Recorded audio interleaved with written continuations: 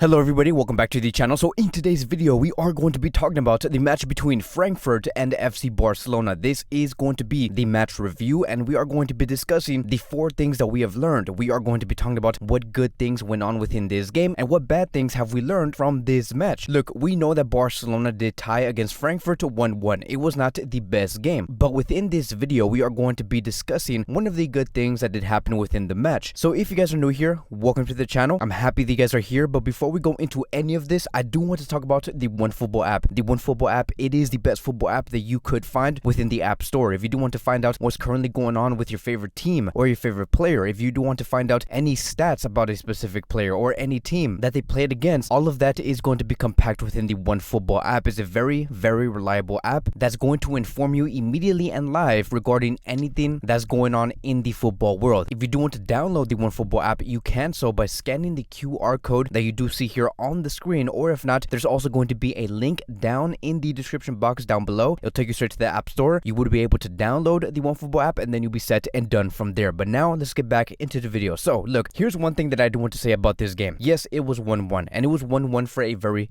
big reason. It was because Frankfurt understood Barcelona very well. They played very well defensively. And yes, it is true, Barcelona did not bring their best game up against Frankfurt, and we were very fortunate, right, to see that this game ended in a 1-1 tie, because Barcelona could have easily lost 3-1 or maybe even 4-1 if Frankfurt were on their A game, and they capitalized off of their chances. But Barcelona were forgiven. Barcelona again did play bad, but compared to the other performances coming from Xavi Hernandez, because if we compare this bad version under Xavi, right, to this performance against Frankfurt, to one of the worst versions and one of the worst performances we have seen under Ronald Koeman, I would say that Xavi's Barcelona's bad performance is not nearly as bad as Barcelona's bad performance under Ronald Koeman. I do believe that we have improved in terms of what is our lowest point, because every time we were losing under Ronald Koeman, this Barcelona team, right, this exact same Barcelona team defended their own half while they were losing, and we were not even attacking. When it comes to Xavi Hernandez now, looking at this game as for example, we attacked while we were losing. We did not defend our own half while we were losing. We continued to attack. We tried to find solutions, but we couldn't find those solutions. We couldn't find those opportunities, which is why many of us did say this was a bad game compared to the other performances that we have had under Xavi Hernandez. But let's go on to point number 1. One of the greatest reasons on why we failed to cause damage against Frankfurt, it was because Pedri was not found. Busquets, Lenglet, Piqué, Araujo could not find players like Pedri or Gavi, and Pedri was extremely marked. Like, he was marked 100%, and Frankfurt knew, right? They knew exactly what they had to do, and they knew what they were doing, because as soon as they knew that Pedri was going to be holding possession and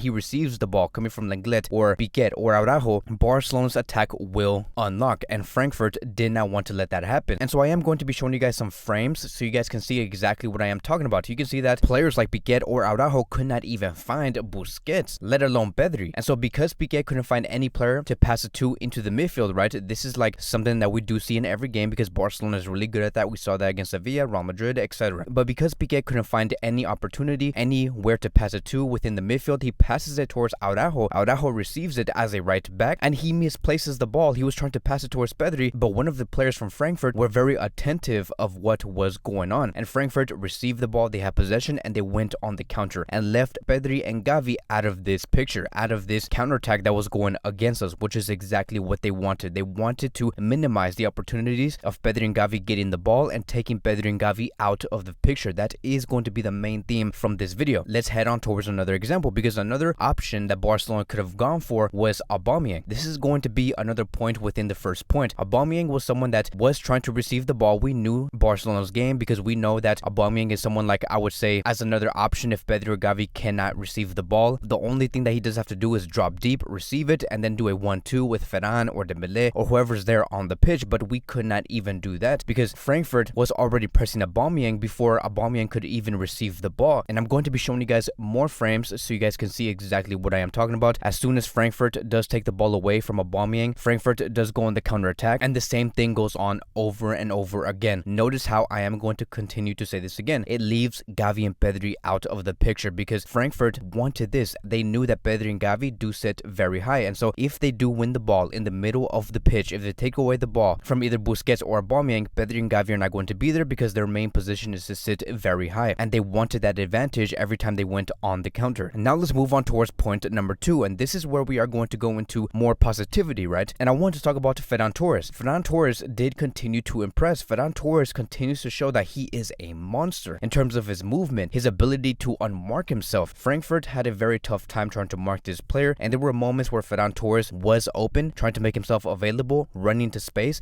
but players like Piquet and Lenglet could not execute that long ball and find Ferran Torres. It's like they chose not to do so, and I have no idea why these center backs did not attempt to use those long balls to Ferran Torres, because he easily could have received the ball in those open spaces, but we did not take advantage of that. But in the end, Ferran Torres was one of the most dangerous players within this game. He was always instigating, daring with the ball. He continued to provide chances, and he was the player that did score and tied Barcelona 1-1. Now, if we look at the goal here, we can see that this was a great team play from all players, right? From all players. But the main reason why this goal even happened, it was because Ferran Torres was able and had the IQ to pass the ball, receive the ball back, advance forward, and score the goal. And Ferran Torres continues to score goals for Barcelona. He continues to show why he is one of the most important players for Barcelona, and why we continue to see him start under Xavi Hernandez and also play the full 90 minutes, when many of us are saying that Ferran Torres is not even good enough to play at Barcelona and he misses too many chances. But if we look at Ferran Torres' last 15 games, he has scored a total of 12 goals in all competitions. Just to give you guys some perspective in terms of this data, let's go back to 2010, where David Villa had his first season. Within a span of 13 matches that he has played, he has scored a total of 12 goals. So David Villa was able to score as much as Ferran Torres, which is 12 goals, but he did it in less games, only 2 games less. And we're talking about a David Villa that was primed, a mature David Villa, someone who was very lethal. And the fact that Ferran Torres is able to get very close to the numbers of David Villa, right, within his first season, and at the age of 22 years old, it just shows you that Ferran Torres' potential is massive. It is massive, my friends. And now lastly, I do want to talk about Eric Garcia, which is going to be the last point, because yet again, Eric Garcia has had another masterclass. This is the exact same player that was heavily criticized in the beginning of the season, but now he is turning out to be one of the bright lights within a very flat performance from Barcelona. We look at the stats that he did put out against Frankfurt last night. He had a total of 5 clearances, 2 interceptions, 2 tackles, and he was not dribbled past, not even once. His ratio on ground duels won is great, and his passing, his accurate passes, is superb. So Eric Garcia continues to have that responsibility, right, to distribute those passes into open spaces, always finding that open man. He did that exactly